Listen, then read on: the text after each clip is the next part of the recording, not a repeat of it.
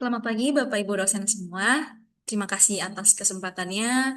Di sini izinkan saya 5 sampai 7 menit ke depan untuk mempresentasikan hasil proyek yang telah saya lakukan di beberapa waktu lalu terkait mata kuliah karakter building Pancasila, yaitu tema SDGs kelima, kesetaraan gender di lingkungan kerja. Ada pun beberapa poin yang akan saya presentasikan ke depan, yaitu poin pertama perkenalan diri secara singkat, poin kedua latar belakang masalah, poin ketiga rumusan masalah, poin keempat hasil temuan di lapangan, poin kelima solusi yang ditawarkan, dan poin keenam menjelaskan refleksi pribadi setelah melakukan proyek ini. Poin pertama, izinkan saya memperkenalkan diri Bapak Ibu dosen sekalian. Nama saya Angelina M. dengan NIM 28026777174 dengan jurusan Manajemen Bisnis dari Universitas Bina Nusantara Online. Poin kedua yaitu karakter masalah dari SDGs kelima kesetaraan gender. Adapun 3 poin dari karakter masalah tersebut, yaitu poin pertama ketimpangan jabatan, terutama dalam hal kesempatan promosi, jabatan, kepemimpinan, dan upah. Perempuan masih minim di posisi strategis, bahkan perempuan masih jarang jadi pemimpin. Artinya, setiap perempuan di berbagai organisasi masih sangat kurang untuk peluang menjadi seorang pemimpin atau memiliki posisi dan jabatan. Poin kedua yaitu perbedaan upah antara perempuan dan laki-laki. Di berbagai organisasi atau perusahaan, upah perempuan sangat kecil ataupun masih sangat rendah dibandingkan upah laki-laki.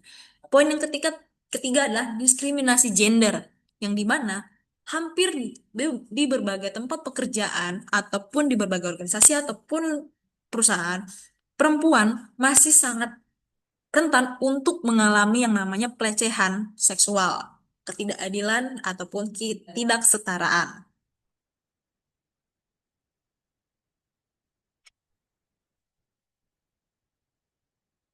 Adapun rumusan masalah saya bagi menjadi 5 poin. Rumusan masalah dari tema SDGs yang kelima kesetaraan gender yaitu pertama, mengapa kesenjangan upah antara laki-laki dan perempuan masih terjadi di berbagai sektor kerja? Poin kedua, apa penyebab rendahnya representasi perempuan dalam posisi kepemimpinan dan pengambilan keputusan? Poin ketiga, bagaimana diskriminasi berbasis gender mempengaruhi peluang kerja perempuan? Poin keempat, apa tantangan yang dihadapi perempuan dalam menyeimbangkan pekerjaan dan peran domestik? Poin kelima, bagaimana cara menciptakan lingkungan kerja yang aman dan bebas dari kekerasan atau pelecehan gender? Hasil temuan di lapangan, saya bagi beberapa poin. Poin pertama, hasil temuan di lapangan yaitu adanya ketimpangan proporsi gender dalam jabatan atau posisi.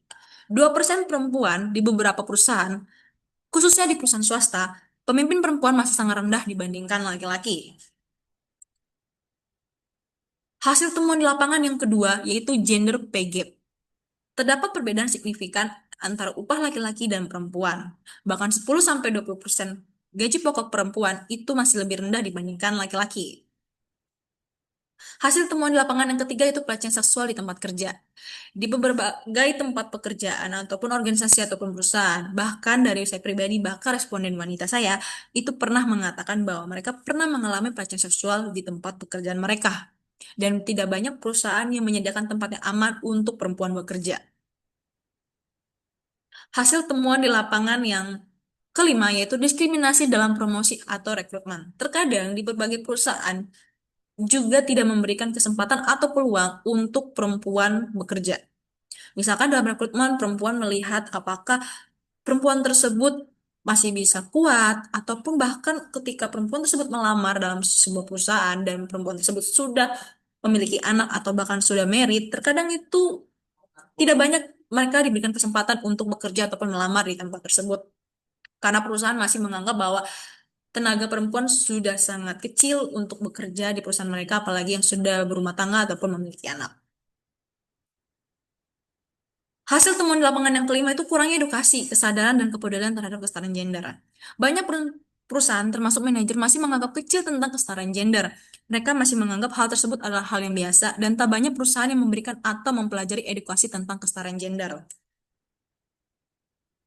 Solusi yang dapat ditawarkan dari kesetaraan gender ini yaitu Kesetaraan gender menekankan pentingnya memberikan kesempatan yang sama bagi semua gender, termasuk di tempat kerja.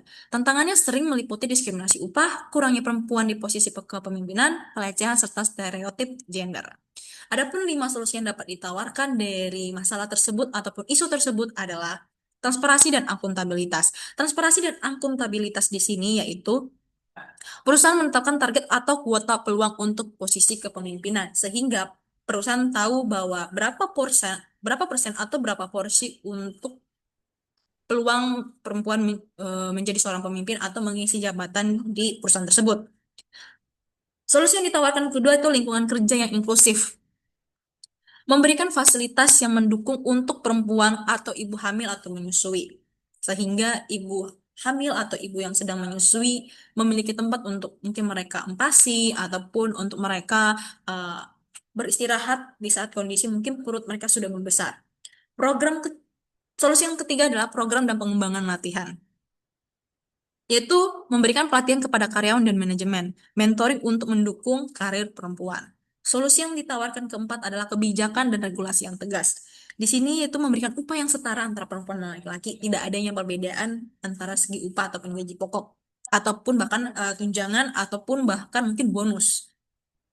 Dan juga memberikan cuti kepada ayah supaya beban untuk merawat bayi yang baru lahir tidak sepenuhnya dibebankan kepada sang ibu atau perempuan. Solusi yang ditawarkan kelima adalah perubahan budaya perusahaan, yaitu perusahaan dapat menghargai perbedaan gaya kerja dan kepemimpinan antara laki-laki ataupun perempuan. Refleksi pribadi di sini izinkan saya untuk memberikan pengalaman nyata dari saya pribadi bahkan responden wanita saya. Untuk refleksi pribadi dari pengalaman saya pribadi, saya pernah hampir dilecehkan di kantor tahun 2020 dan korbannya tidak hanya satu wanita.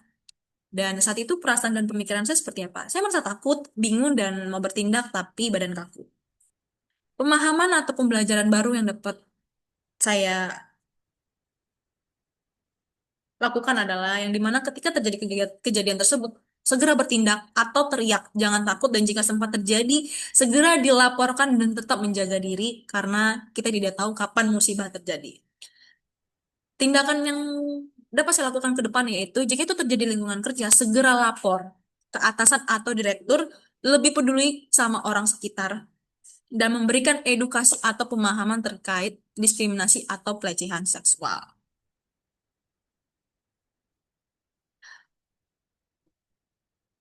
Refleksi pribadi dari responden wanita saya yaitu beliau pernah diintipin di WC tempat dia bekerja di tahun 2024. Perasaan dan pemikiran beliau saat itu adalah mungkin sangat takut dan kaget sampai gemeteran. Tapi setelah itu beliau memberanikan diri untuk mendobrak pintu dan memakinya untuk menyuruh pelaku keluar dan membawa ke kantor Pak untuk diadili.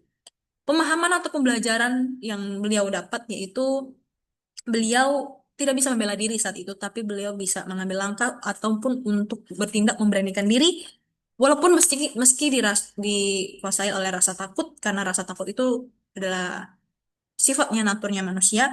Tapi jika beliau merasa itu merugikan diri dia sendiri, ya why not untuk beliau mengambil langkah untuk meminta pertanggungjawaban dari orang tersebut. Tindakan ke depan yang dapat beliau lakukan adalah beliau harus segera melapor jika kejadian itu terjadi lagi ataupun bahkan khususnya terjadi di tempat kerja, beliau akan melakukan efek jerak kepada pelaku tersebut, bahkan supaya tidak banyak korban yang terjadi setelah itu. Terakhir, refleksi pribadi. Apa sih yang saya pelajari dari proyek ini setelah saya melakukan proyek di beberapa waktu lalu? Yang saya pelajari dari proyek ini adalah bahwa isu ini bukan hanya tentang isu perempuan, tetapi ini tanggung jawab bersama dari semua pihak.